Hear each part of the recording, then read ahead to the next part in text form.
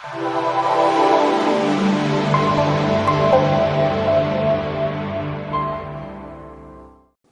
барилгад үнэлгээ хийгээд дулаалга нь хэр байна, агарын чанар хэр байна гэд ингээд хэмжилтийгээ явцад хүмүүс маш олон хүн хэлдэг л дээ. Яг температур гайгаа байгаад байгаа юм шиг мөртлөл ингээд нэг юм сийгээд байгаа юм шиг, таарад байгаа юм шиг ийм мэдрэмж аваад байдаг гэд. Тэгэхээр дулаалга муутай байшин эсвэл нөгөө нэг том шилийн хийцтэй барилгууд дээр гардаг нэг асуудал бол тэгэхээр ер нь хүн дулаахан байдгийг мэдрэх мэдрэмж бол нэг талаасаа өрөөний температур байдаг, а нөгөө талаасаа тэр хүрээлж байгаа одоо хашлаг бүтээц тэр хаана хуучлж шалны температураас хамаардаг. За тэрийг нь ерөнхийдөө цацрагийн дундаж температур гэдэг юмар тодорхойлдог. За дээрэс нь бас нөгөө хүн салхитай юу гэдэг өрөөний агарын хурд их байна уу, хувцал нь ямар байна, өөрөө бас ямар одоо хөдөлгөөнтэй байна гэдгээс тайван сууж байна уу, эсвэл хүн хөдөлмөр эхэлж байна уу гэдгээс хамааруулаад хүний тэр мэдрэмж өөрөө харилцан адилгүй байдаг. Тэгэхээр тэр олон одоо юу гэдэг үзүүлэлтүүдээс хамааруулаад үнэхээр дулааны тав тухтай байж чадчихэв үү гэдгийг тодорхойлдог ийм одоо комфортын төвшин хэмждэг багж байж байгаа юм. За энэ нэг ялангуяа нэлээ шаардлага өндөртэй барилгуудад одоо жишээ нь юу гэдэг орон сууц, цэцэрлэг, сургууль, эмнэлэгч гэдэг юм уу зарим офисын барилгууд дээр энэ төрлийн хэмжилтүүдийг хийх заашгүй шаардлагууд гардаг.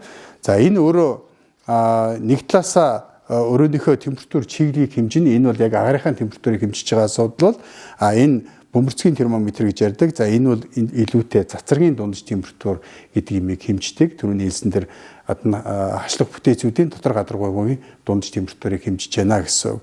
За эргээд агарын хөдөлгөөнтэй холбоотойгоор энэ турбуленцийн төвшин гэдэг юмыг энэ багж хэмждэг. За эдгээр үзүүлэлтээс гадна за тэр хувцаслалтын байдал хөдөлгөөний идэвхжил гэсэн юмнуудыг нь өгөгдлийг оруулж өгөө. За энэ үнэхээр тав тухтай байж чадчихэв үү гэдгийг ингэж хэмжиж тодорхойлдог багж байгаа. За өөр тоо утгаасаа гадна бас юу гэдэг график байдлаар илэрхийлж болдог. Энэ график байдлаас мэдээллүүдийг одоо хялбархан бас авч тодорхойлох боломжтой.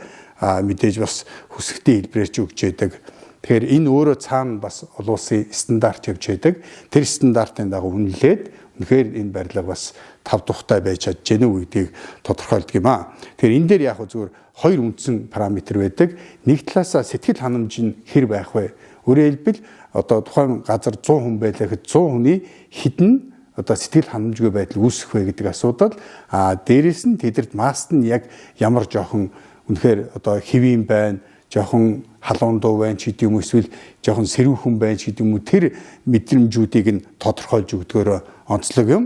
За тэгээд яг энэ стандартын дагуу барилгуудаа бас ангилж өгдөг ABC гээд мэдээж A ангиллын барилгууд бол илүү өндөр шаардлагад илүү цөөхөн хүн сэтгэл ханамжгүй байх гэдэг ийм нөхцөлийг тавьдаг.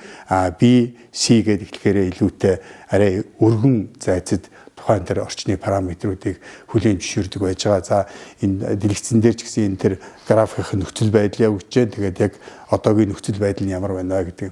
Ялгаа авахгүй энийг бас харьцангуй удаан хугацаанд хэмжилтээ хийх ёстой. Тэгжиж илүү бодиттой үрдэн авдаг.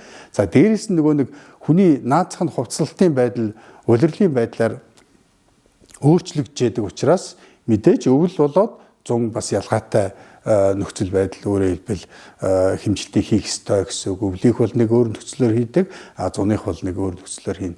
Тийм ялгаанууд байж байдаг. Тэгэхээр хүний тав тух гэдэг маань угаасаа нөгөө улирлын шин чанартай өөрчлөгдөж яадаг. Тэгэхээр энэ дээр одоо гол тодорхойлж байгаа хүчин юу гэдэг юм төхөөрөмж маань энэ комфортабл буюу дулааны тав тухын төвшин хэмждэг юм багж байгаа юм байнамаа.